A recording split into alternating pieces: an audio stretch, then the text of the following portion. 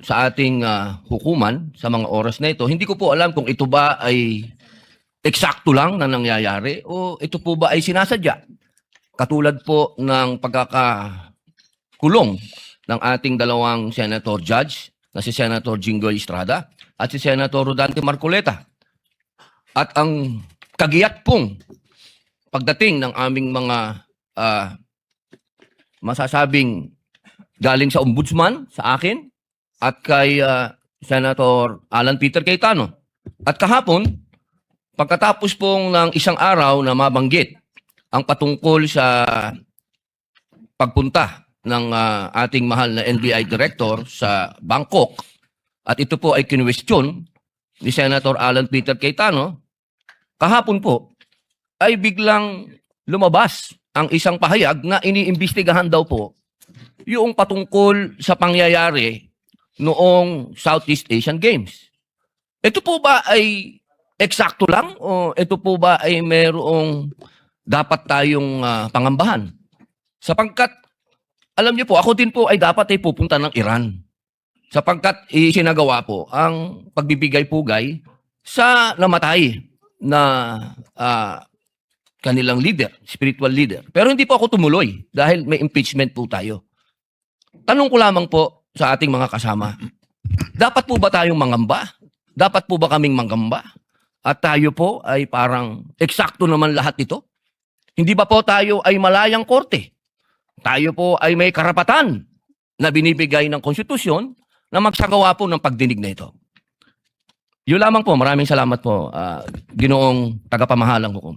The manifestation of Senator Judge Padilla is noted. What is the pleasure of Senator Judge Cayetano? Presiding Alan? officer, Rule 6 of the impeachment proceedings is that the rules of the Senate is suppletory, and if there is anything that affects the honor, integrity, or the functions of us individually or as a Senate here as an impeachment court, someone can rise on a question of personal or collective privilege. I won't do that, but may I just respond to what Senator Padilla said, since my name was mentioned and since the investigation announced by the NBI yesterday seems to be pertaining to this person as chairman of the 2019 organizing committee of the Southeast Asian Games. May I, maybe in the form muna of manifestation, unless the presiding officer or Senate President thinks that I should elaborate on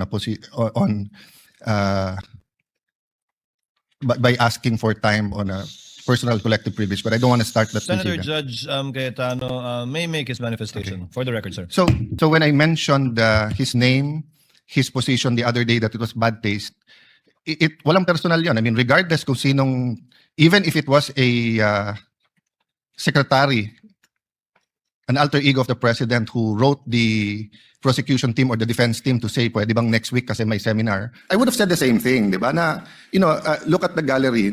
Kompleto parati dyan, from Congressman Ace Barbers to many Congressman Ridon. I won't name all of you, but you're busy people. But you think this is important, so you take time out and you are here. Di ba? Of course, the prosecution team, you have to be, you are here. We are here, despite of many, many other important things. Not only investigations, not only the flood control, not only the BIR, not only, we're also talking about the nation being prone to volcanic eruption, to yung bagyo, buti, well, nasalanta pa rin tayo ng bagyong Inday. Ibang Inday ang pinag-uusapan natin dito sa impeachment. But still, we are here. So it was in good faith that I said, as an example, mukha namang masama kapag kayong isang bureau head. NBI director is a very important position, but it is a bureau. So if a bureau head, and tignan yung invitation, nakalagay sa invitation, or your representative, and we resolved it. So aksidente ba na yesterday, suddenly after I mentioned it, and after during the weekend, many have been talking about na dapat ata hindi 16. So 21 na lang kami ngayon eh. So 2/3 of 21 is 7. Pag nabawasan pa kami ng 3, 13 na lang yon. Pero some will argue, mabawasan lang kami ng 1 o 2, baka 13 na rin yon kasi wala naman half person or 3/4 person. So all of these issues are valid. Question, the chilling effect is there, but am I intimidated? Wala na akong choice. Ilalabang ko na to, gagawin ko yun ang dapat kong gawin. bumaliktad man yung sitwasyon, si President Marcos ang ini-impeach and I felt a certain way, ilalabang ko rin. Chief Justice man ang i-impeach, ilalabang ko rin. But for the record, Mr. President, go ahead and investigate. First of all, that's been investigated many, many times. COA, I'm not sure. I think the Office of the Ombudsman, ang nag-file pa ata, Chief of Staff mo eh. Senator Rod, I'm not sure, but parang may kaso na nun. Senator Drilon quizzed us here. I was Speaker of the House, but I chose to appear before the Senate to be able to answer all of those questions directly. The SEA Games, paulit-ulit yan. Biktima na ng speakership ng 2019 yan. Nahuli namin yung PR na sinabi kikiam, pinakain daw mga Muslim ng baboy, when it was chicken longganisa na pinakain. Pero nasiraan na tayo sa Malaysia, Indonesia. The SEA Games gave us so much honor. So far, it is still the biggest SEA Games in history. Many of our athletes launched their career, even going to gold medals in the Olympics. Our athletic and our yung aquatic natin center in Clark is one of the best in the world. Ang nagsabi nito yung Israeli coach ng isang foreign team doon. But go ahead if you want to investigate. But I just want to put on record, mukhang misfire. Bakit? Yung sinasabi niyang infrastructure na walang bidding, first of all, the procurement law has many modes of procurement. So don't make it appear sa public na just because walang bidding, may anomalya na to. Okay. Secondly, bakit ko sinabing misfire? Hindi po sa I'm referring to director ng NBI Matibag. I had nothing to do with the infrastructure. The chairman of the committee. In fact, I had to resign from the DFA because I was running for congressman during that time. So dun sa sinasabi ni Director Matibag na may congressional insertion to fund it, it's definitely not me because how could a non-member of the Senate or non-member of the House insert anything? Okay. Dun sa sinasabi niyang infrastructure, it was done by the BCDA. The chairman of the BCDA is one of the closest advisors of the president now. The president of the BCDA is one of the closest advisors and is a secretary now.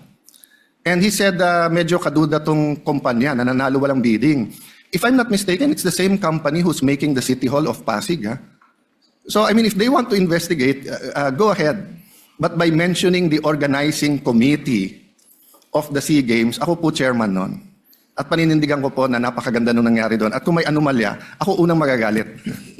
So, go ahead. But my point, Mr. Chairman, honorable members of the court, sa prosecution, to be fair sa prosecution at marami akong kaibigan, I've never felt any intimidation from any of you. I mean, you've continued to be either friends or for those who are former friends but friends. I mean, I don't know if nagkamali lang ako, but on the first day, I nodded ng konti kay Senator De Lima. Gumanon din siya, hindi ko alam kung na-acknowledge because we were friends once upon a time. And this is a court. We owe it to each other to be professional, di ba? So wag tayong pumayag na someone like Director Matibag would do that. My point, Mr. President, Mr. Presiding Officer, he could have not announced it and investigated. Imbestigahan mo, tingin mo may mali, imbestigahan mo. But it is unfair to me and unfair to the court that kung kailan siya patatawag siya sa Monday, intimidate mo ako, hindi kita tatanungin sa Monday dahil mag-a-announce ka na iimbestigahan mo. Tapos sasabihin mo may insertion, tapos sasabihin mo hindi liquidated po lahat yun. So, let me talk of unfairness. Hindi ba unfair? Kung ako, babaliktarin ko, sasabihin ko, inimbestigahan ko na rin kahapon eh. Ang sabi sa akin, mainit ang ulo ni Director Matibag kasi may contractor na daw yung binigay na lupa para sa NBI at gusto niya sarili niyang contractor. Oh, would that be fair to him? No, it would be a Marites accusation. So that's the same thing he announced yesterday. A Marites accusation towards me that affects this court because I am now a senator judge. So I hope this is the last time that I'm going to have to speak about this. But definitely, we've been speaking about this, binabawasan talaga kami. Iniisa-isa, even yung mga vlogger na malapit sa administrasyon, sabi, 2 down, 3 down, may kasunod na. Di ba? So, Mr. President, I want this impeachment to be a test that the 1987 Constitution works. And that despite political differences, the prosecution and defense, I saw them after the first or second day, nagkakamayang kayo. Nagkakamustahan. After the first or second day nung mainit na baliktaktakan dyan sa pre-trial, nagbabatian. Di ba? Even in court. So we can't help but be emotional. We can't help but get mad at what we think is disgusting or sometimes crossing the line. But is there any question that for this verdict, whether it's for conviction or acquittal, to be accepted by the Filipino people, we have to make sure that the integrity of the court is intact. I will admit to you, nahirapan po ako. Wala si Senator Marcoleta. Iilan lang po kaming abogado dito. Si Senator Pangilinan, Senator Cheese, si Aimee is a law graduate, di ba? Pia. Senator Pia, Bam is a second-year law student and I'm encouraging him na tapusin niya. Total review na yung nangyayari ngayon. But it's not easy. 24 lang kami, nabawasan na ng 3. So I hope this issue of the integrity of the court becomes an issue for all of us. No, I'll repeat what I said when I was Senate President. Director, hindi mo kami natibag. So wag mo try itibagin tong representation na to o itong impeachment court because what you're doing is not helping. You investigate whatever you want to investigate. You want to investigate ba't ako nagpatubo ng balbas? Investigate mo, no problem with me. Pero wag mo nang i-announce kasi nga naaapektuhan yung integrity ng court. Thank you for the leeway, Presiding Officer. Thank you, Senator Judge Alan Cayetano. Yes, what is the pleasure of Senator Judge Pia Cayetano? Mr. President, Presiding Officer, I assume most of my colleagues, like me, were busy studying the lengthy memorandum filed by each of the parties. For the record, 30-plus pages, more or less double space yung sa prosecution. Kaya by the time I got to the defense, para na ako maduduling kasi mahaba na nga yung 30 pages na double space, napunta pa ako sa single space. Okay lang yun, kasama sa trabaho yun, pero that's how lengthy the documents were. And I slept at 2 a.m. Hindi kasama to sa explanation ko, di ako nagyayabang or anything, it's our job. And I'm a night person, so normal sa akin yun. And then in the morning, tuloy ulit, sent my staff questions, asked for more details, and then we worked together throughout the morning until it was time to come here. So I don't know anything about this statement of Director Matibag. But it bothers me to hear this. I now remember that I saw a message pop up in my phone which hindi ko nga pinansin kasi nga ito yung important issue ko na pag-aralan ko tong memorandum in a written document.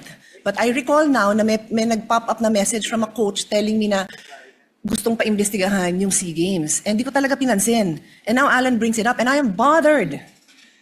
There is no jurisdiction in the world that allows a judge to be pressured and intimidated. And I ask each one of you, my dear colleagues, payag ba tayo sa ganito? Ganito na ba tayo dito ngayon?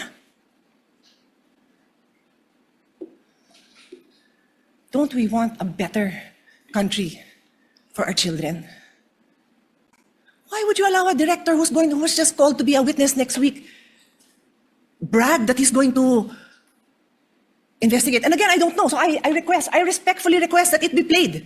Because I want to understand. If I don't have reason to be upset, then thank you, I can focus. I can go back to the business on hand. But right now, I am upset to hear this. And I will stand up for each one of you. I don't care what side you're on. I will stand up for you if somebody tries to intimidate you. So without due respect, Mr. Presiding Officer, I ask that we play it. I want to see what this witness is doing. Pumunta kami Clark because we were given 70 hectares for the NBI Academy. So magkaroon kami ng relationship sa Clark. Nakita namin yung parang sports complex na ginamit ng SEA Games sa Philippine Sea Games Organizing Committee. Well, nakarating sa amin, may meeting kami dito. Kailangan kami imbestigahan. Dahil nakarating kami dito, billion pala yung pumasok dito na pera na unliquidated. At merong private company dito na involved na binayaran ng 10 billion at ang pagbabayad insertion sa GAA na hindi dinayad. So ito, imbestigahan. Malaking kaso rin ito. Ay, iba pa yun. Yung sa Caldero, na kaso, I think, ongoing, pero sisilipin na rin namin. Ito yung tungkol dun sa it's a Malaysian company na sila yung nag-build ng parang port area na to. Walang bidding. Tapos nabayaran ng mabilisan na 10 billion yung halaga, congressional insertion. So, sisilipin namin to.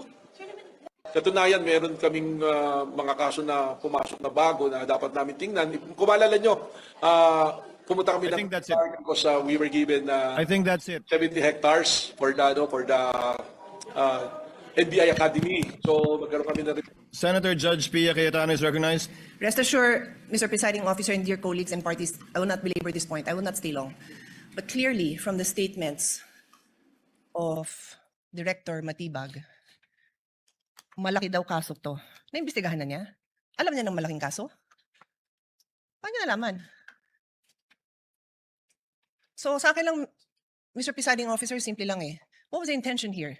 To distract the minority floor leader, who is one of only 2 lawyers right now, because our other lawyer was already carted off somewhere. So dalawa lang kami. So you wanna distract him. So ako na lang ang tatayo dito. Hindi na siya makakapag-aral. Yung ba intention? Because it is clearly the intention. The fact that he has to stand up, the fact that I have to stand up, the fact that Senator Robin has to stand up, he is distracting us from our job. As Senator Alan said, he could do it quietly. Go ahead. Ano purpose niya? Nagyayabang siya? What's the purpose?